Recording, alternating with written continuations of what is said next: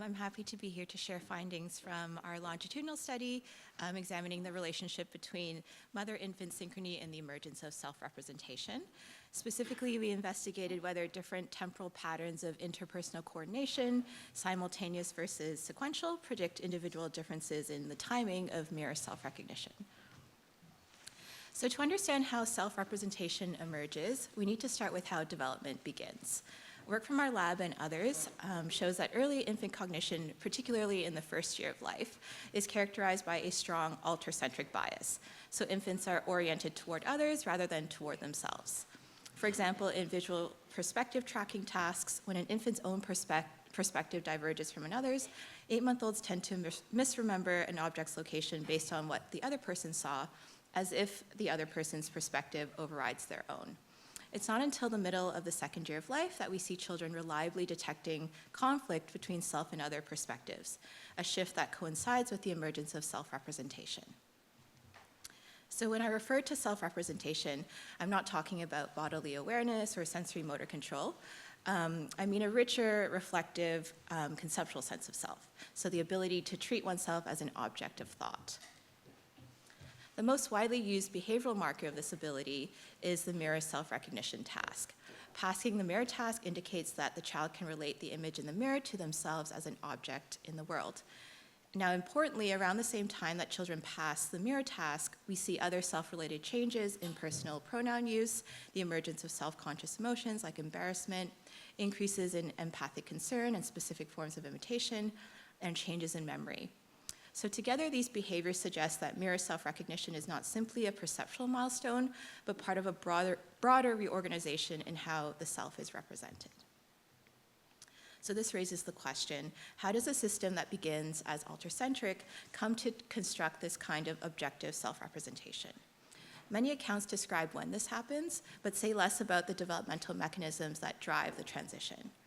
So we'll argue today that interpersonal coordination may be one important mechanism, although of course there are likely others.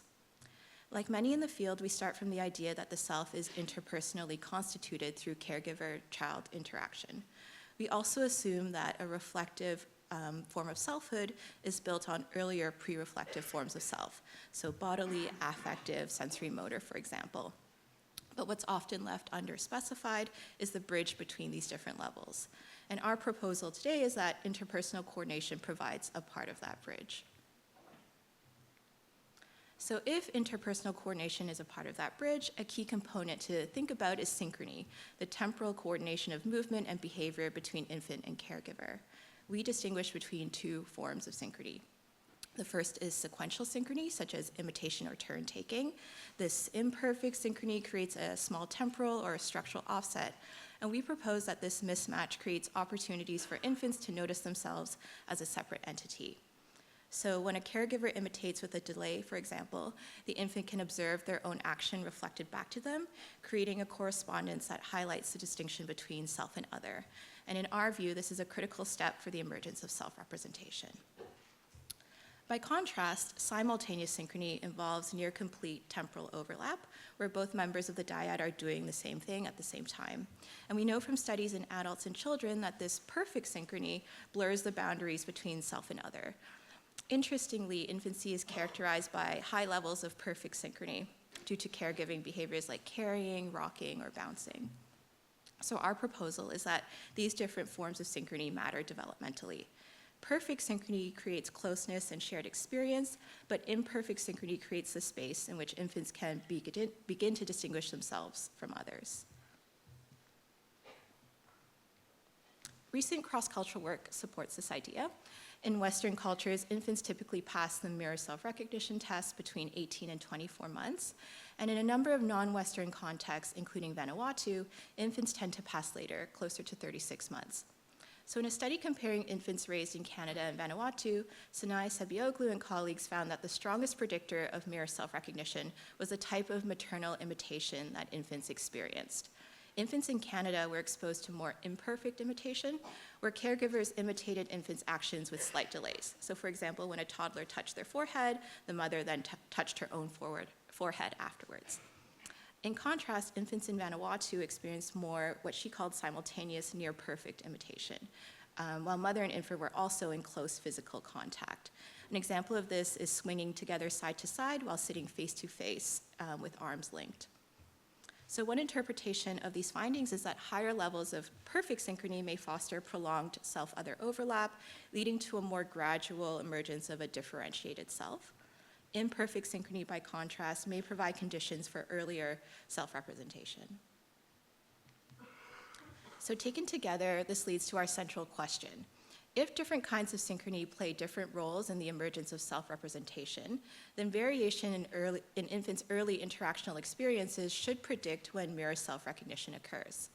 Specifically, we ask whether infants who experience higher levels of simultaneous, near-perfect synchrony with their caregivers show a more protracted trajectory, passing the mirror task later, compared to infants who experience more sequential or imperfect forms of coordination. So to address this question, we conducted a longitudinal study following 120 mother-infant dyads from 8 to 12 to 18 months of age. Dyads completed a number of different tasks at each visit, and although we did measure synchrony in the lab during free play, one of the main goals of our study was to capture synchrony as it occurs naturally in the everyday context or in the wild. To do this, both mothers and infants wore lightweight accelerometers on their dominant arm and leg for approximately 1 week at home when the infants were 12 months old. These sensors allowed us to collect continuous, time-aligned movement data from both members of the dyad without constraining their interaction. We also used experience sampling in the form of daily diaries to constrain our data analysis. So here's an example of some movement data that we collected from a mother-infant pair. So to quantify synchrony between dyads, we use windowed cross-correlations across periods where the mothers reported that they were interacting with their baby. We divided the time series into 10-second windows with 50% overlap and examined 2 different lag ranges to capture the 2 forms of synchrony that I described earlier. So first, a narrow plus or minus 1 second lag range captured what we call near simultaneous coordination. So we conceptualize this as this perfect synchrony. So this is when mom and baby are doing the same thing more or less at the same time. Second, a broader plus or minus 10-second lag captured sequential coordination, characteristic of imperfect synchrony. So these are behaviors like imitation, turn-taking, leader-follower dynamics. For each dyad, we extracted the maximum cross-correlation coefficient with each window, and then we averaged across all these windows. And this gave us 2 key measures: mean synchrony at narrow lags and mean synchrony at broad lags. We also computed a leading score, looking at whether positive lags or negative lags were more prevalent, excluding near zero lags, which reflect perfect synchrony, where there's no leading. So finally, we used dyad-preserving permutation tests to evaluate whether synchrony patterns differed between our 2 groups, recognizers and non-recognizers, and this allowed us to respect the interdependent structure of the data. So what did we find? Do children who experience more simultaneous synchrony pass the mirror task later? So we had predicted that different forms of synchrony would relate differently to mirror self-recognition.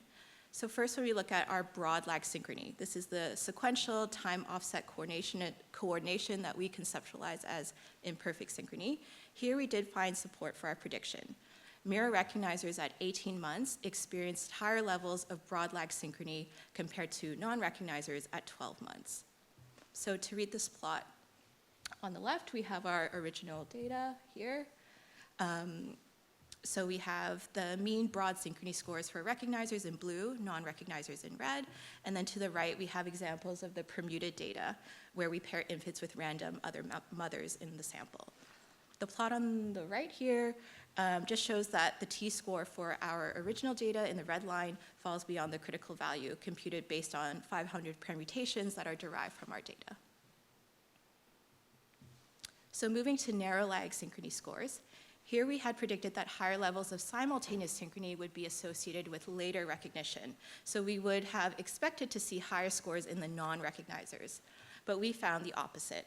So in our sample, recognizers also showed higher narrow lag synchrony compared to non-recognizers.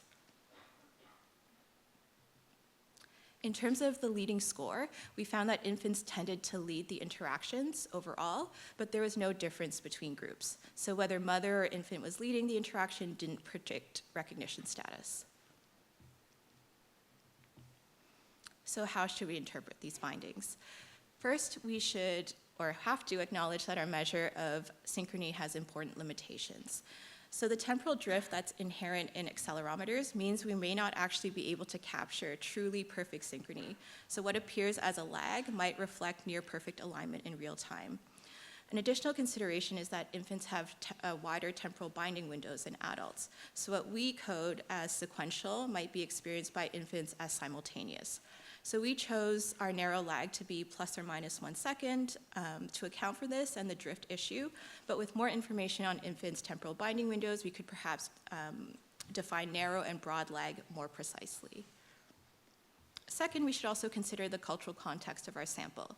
So our dyads are from Denmark, and we specifically chose to analyze periods of play and eating based on previous studies. But it could be the case that truly simultaneous perfect synchrony, the kind that creates this prolonged self-other overlap, may be found more in physical caregiving behaviors rather than in play interactions in a Western context, so in carrying and rocking, for example.